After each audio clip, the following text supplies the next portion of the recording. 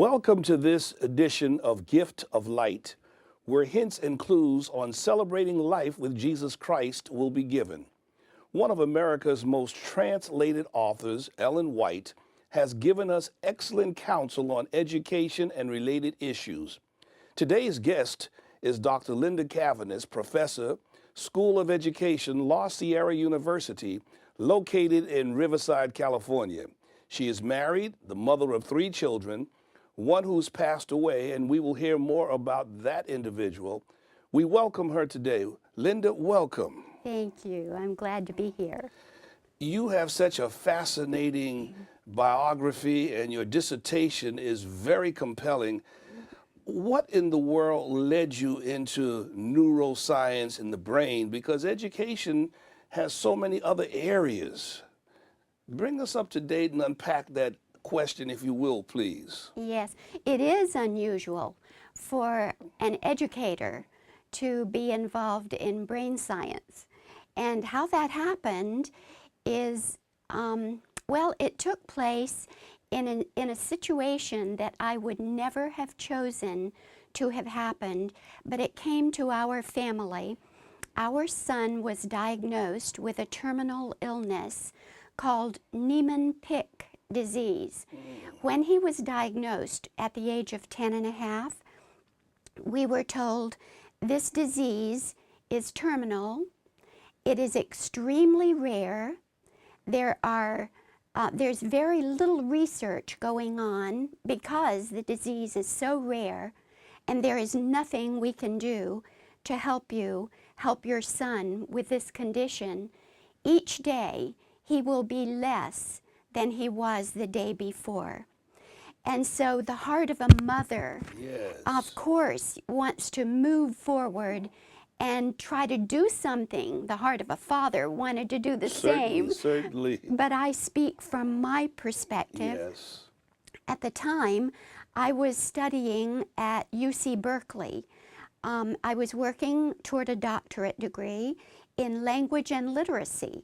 Well, this changed my direction. Okay. I determined that if very little was known about this disease, I was going to find out as much as I could. And so I began taking classes and going to conferences and reading books and journal articles, anything I could get my hands on to try and educate myself about the brain. And along the way, this journey led me. I'd like to share with you a graphic of our son Tad. Go right ahead. In this graphic that you will see on the screen, you see Tad's picture at just about the time he was diagnosed with the terminal illness. And in the background on this graphic, you can see very lightly, our viewers can probably not see what is to Tad's right very clearly. But across the top of the picture are some words that Tad wrote when he drew a poster on the last day of kindergarten. When he was graduating from kindergarten. His teacher, Don Baumgartner, said to all of the children in the classroom, draw a picture of what you want to be when you grow up. And so Tad's poster had across the top, I will be a preacher. Oh my. And he drew a picture of a cross with 4 blood stains for, the blood that Jesus shed. Correct. He drew a little picture of a church and a pulpit with a Bible on it. My. And then he signed his name. And throughout his life, as long as he lived, just until the age of 17, we would take him to his bedroom at night, and each day it was harder and harder for him to walk. And he would point to that picture and say, Mom or Dad, someday I will be a minister. He never became one, but in a way, what his life and his problem brought to me is a great encouragement to others. And through that experience, I believe you have had the insights and the stick-to-itiveness and the determination that you Yes. can share with many, many people the insights Yes. that are related to the brain and the body. Yes. I'd like to ask you a question. When we talk about neuroscience, neuroeducation, is that providing any help for people today through education, the insights from neuroscience? Well, it certainly is. Over the years, as we have studied neuroscience, some people have said, is it appropriate for educators to really be delving into education, into neuroscience? And my response is, no one shapes brains Correct. other than parents. Yes, than the teacher. No profession shapes brains more than do teachers. And so teachers need to understand not just the theory of education and not just the spirit of education, they also need to understand the science of education, and that's what neuroscience brings to us. All right.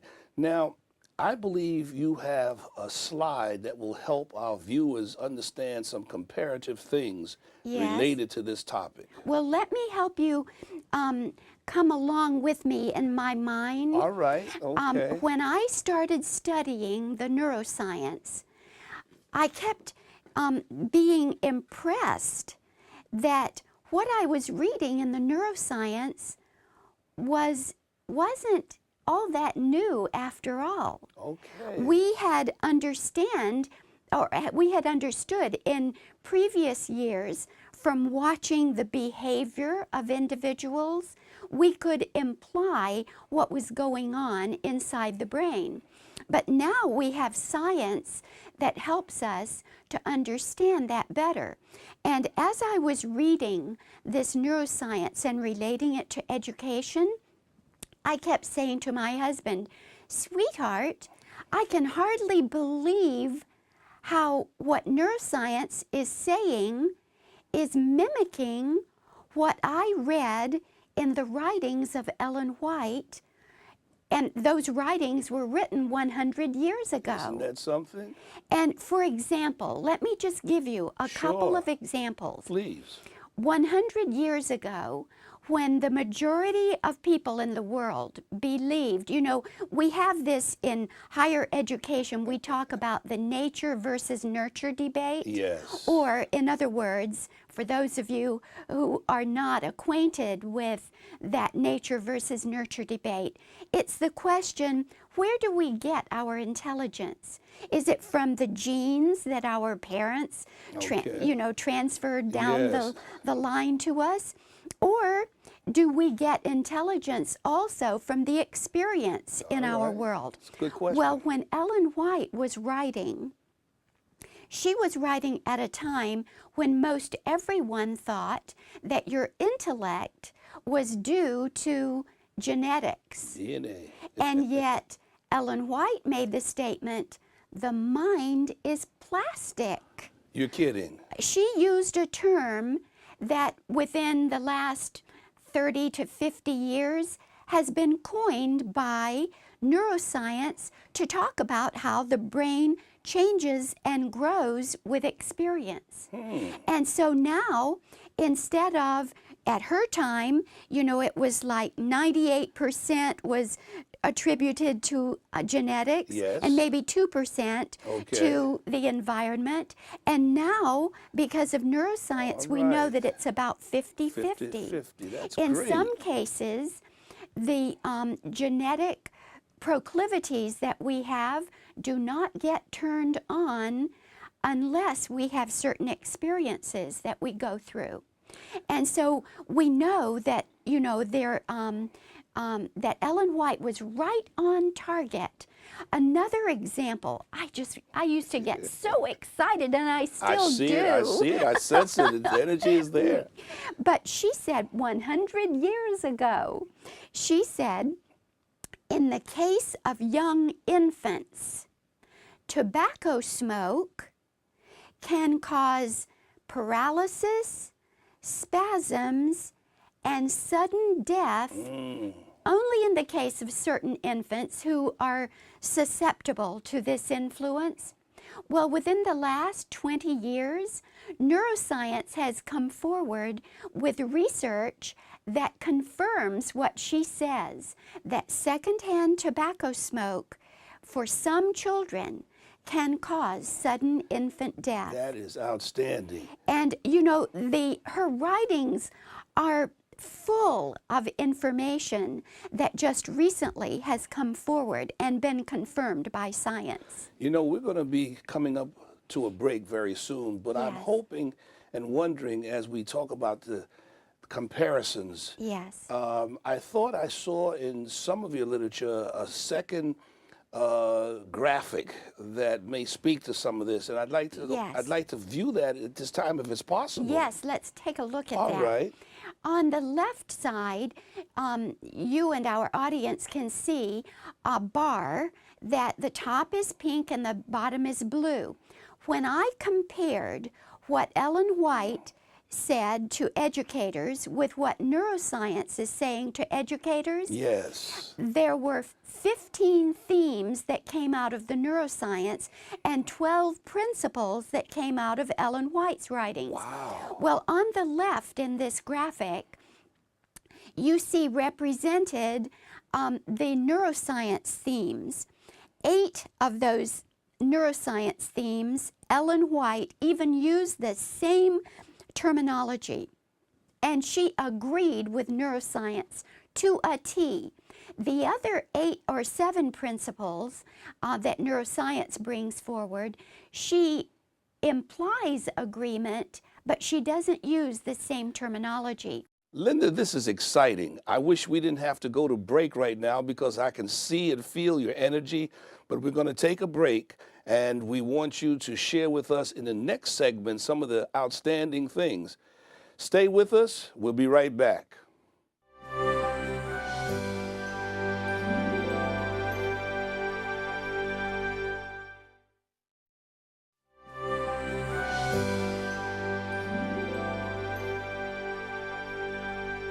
Welcome back to Gift of Light. We're having a very stimulating, interesting conversation with our guest, Dr. Linda Cavanis, and she's been sharing with us insights into the brain that affects our learning, and it's most encouraging. Linda, continue on with the conversation and perhaps give us just an overview of what you just said before we went to our first break. Okay, we were looking at a graphic. If we could take another look at that graphic, Sure. then I can continue to explain. On the left side, as we discussed, that represented the brain science themes, the 15. Ellen White implies agreement with all of them, and she even more specifically uses their terminology in 8 of those 15 themes. On the right side, that bar represents Ellen White's 12 principles for education. And so an interesting question I had, you'll notice at the top of the graphic is a red area. The question that came to me was, how much of what Ellen White teaches will the brain science people recognize? And it was fascinating. The brain science people on 9 of her principles were very closely identified, but on 3 of them they were not. And those 3 represent Ellen White's counsel in regards to the use of the Bible in education. She says that the Bible is foundational to learning, and she says that the knowledge of God is the beginning of wisdom, and she says that redemption and restoration of the image of God in man is the purpose of education. That's correct. And so those 3 principles I didn't expect to see represented in the neuroscience, because neuroscience tends to be founded on naturalism and evolution. And so naturalism and evolution says There is no plan guiding humanity forward. So redemption is not meaningful in that context, and there is no supernatural power. But what is really interesting is that she wrote so long ago. Yes. And yet there were 9 that they concurred with her writings. That's exactly right. It was a fascinating study. I thoroughly appreciated what I learned. Where did you go from that point in your reflections and study on neuroscience? Well, you know, when you do a dissertation and you come up to your defense, often those who are examining your knowledge will say to you, in addition to the research question that you answered, were there other things you found? And I have to say that those other things I found were almost as exciting as what I learned when I was doing this comparative analysis. Such as? So one of them was a fractal concept. Fractal? Fractal. Most people don't know what a fractal is, and it kind of sounds a little intimidating, but it isn't. Okay. Let me show you a picture of a fractal that's found in nature. We'll look at the graphic of a fern. You see this green fern, and if you look at the overall shape of the fern, you will see that that overall shape is replicated in one of the sprigs of the fern. And then if you break down one of those sprigs to its smaller parts, then you will see that very same shape. And so as we think about fractals, you know, the shape of the fern represented again in the sprig and then again in the smaller part, that is a repeated pattern in form and or function, and that's what fractals are. I have another graphic I'd like to show you. Please. It's the Sierpinski triangle, and if you look at this, you will see that a triangle can be divided in smaller and smaller and smaller parts, and that's what fractals are all about. Whether you look at the entity in the big picture or under a microscope, you see that same pattern repeated over and over again. Well, Ellen White gave us a definition of true education. It's like a formula as I think of it. She says, true education is the harmonious development of physical, mental, and spiritual powers, and it prepares us for service, not only here in this world, but also in the life to come. I'm sensing that in your study and in what you're sharing with us, that there is a balance and that creation is a part of it. And if we talk about creation, we're also talking about the image of God. We're talking about redemption. You care to comment on that? Well, this pattern that Ellen White gave to us in her definition of true education turns out that, you know, those 3 parts, physical, mental and spiritual interplay. Yes. If you look at the brain, there are 3 major parts of the brain. Okay. And those 3 parts match up with the physical, mental, and spiritual functions. Let me explain. Please. The cortex is the mental part. That's where conscious thought takes place. All right. The limbic system is the emotion center of the brain. So when we talk about the spiritual, I'm talking about the human spirit. Yes. So like the social, emotional, you know, relationships with others, and the emotional state that defines us at any moment. And so the limbic area is like that emotional part, the social, emotional, spiritual. And the brainstem cerebellum, the cerebellum coordinates your movement. Correct. And the brainstem brings information from the brain to the physical body, and from the physical body up to the brain. So that now, if we're talking fractal, you see that replication of those three parts. Well, if it's true in the brain, do we also see it in smaller and smaller representations within the brain? Well, if you look at the microscopic neuron, fascinatingly, it has three parts. And so you have the dendrites Yes. that relate to the society of neurons, and they respond to neurochemistry. You're pulling back some of my physiology and anatomy, Yes. neurons. Go right ahead. And so this is like the social emotional part. Okay. The soma of the neuron is the little brain of the neuron. And the axon carries the action potential. So we have mental, social, emotional, spiritual, and physical. Well, then, if you look at the whole body brain in the largest sense, the brain is the mental, the body is the physical, and the heart is the spiritual. You know, I was just getting ready to ask you that this psychosomatic blending relationship, I was just getting ready to ask you, what is the relationship between the brain and the heart? Well, you know, this is a fascinating area of study. It's one that I do most of my research on now in heart-brain connections, because we have learned that the heart has a little brain of its own. You're kidding. It has neurons in it. Oh my. And these neurons are, you know, make it possible for the brain to retain memories.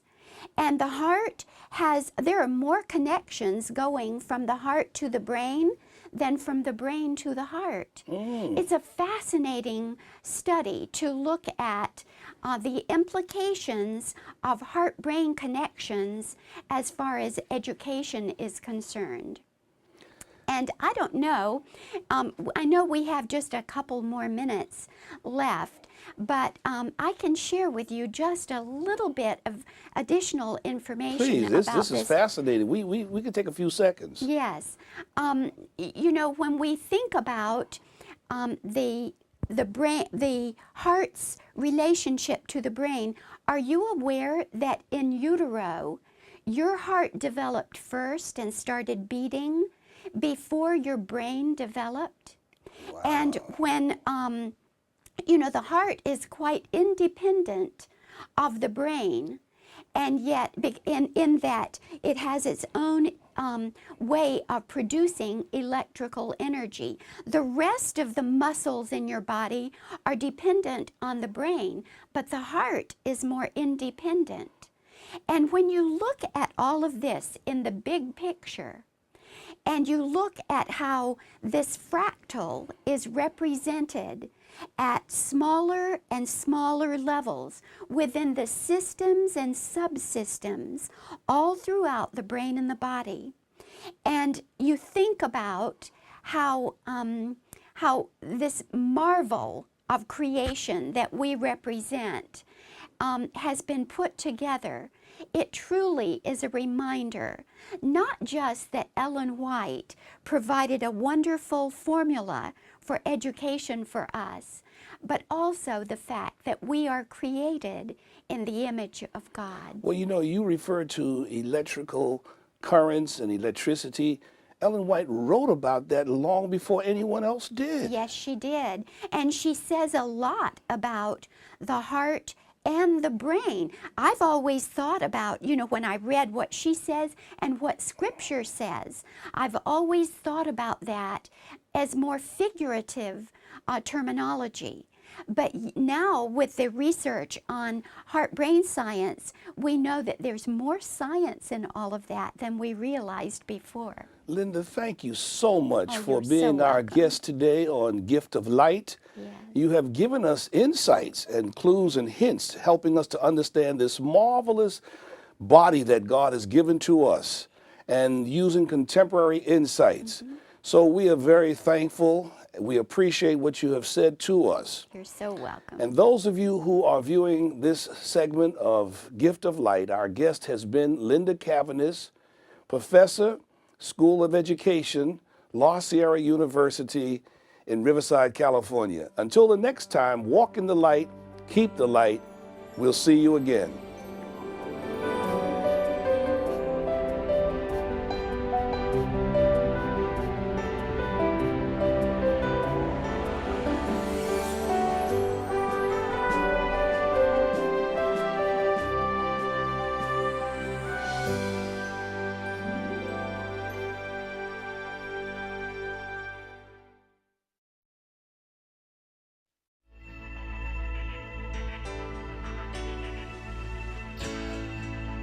This program was brought to you by the Hope Channel Network, thanks to the generous support of viewers like you. In the United States and Canada, call 1-888-4-HOPE-TV. That's 888-446-7388.